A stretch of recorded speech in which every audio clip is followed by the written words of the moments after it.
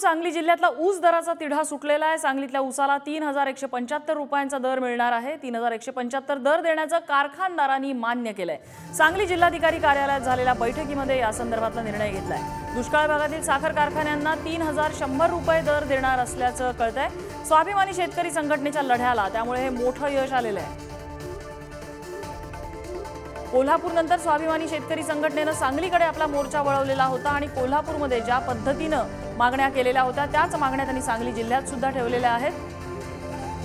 स्वप्नील पाटील आपल्याला माहिती देत आहेत। स्वप्नील, नेमकं काय ठरलं या बैठकीमध्ये? नक्कीच नम्रता, गेल्या 1.5 महिन्यापासून सांगली जिल्ह्यामध्ये स्वाभिमानी शेतकरी संघटनेचं आंदोलन सुरू होतं।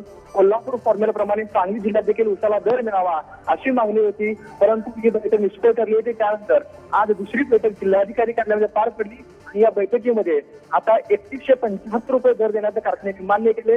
हा दर स्वाभिमानी शेतकरी संघटनेने देखील मान्य केला आहे। त्यामुळे सांगली जिल्ह्यातील ऊस दराची कोंडी सध्या तुटली आहे। तसेच जे दुष्काळी भागातील कारखाने आहेत ते मात्र 3100 रुपये दर देणार आहेत। त्यामुळे आता सांगलीतील कारखाने ऊस दराचा प्रश्न मिटलाय। मृदा, स्वप्नील, धन्यवाद या सगळ्या माहितीबद्दल।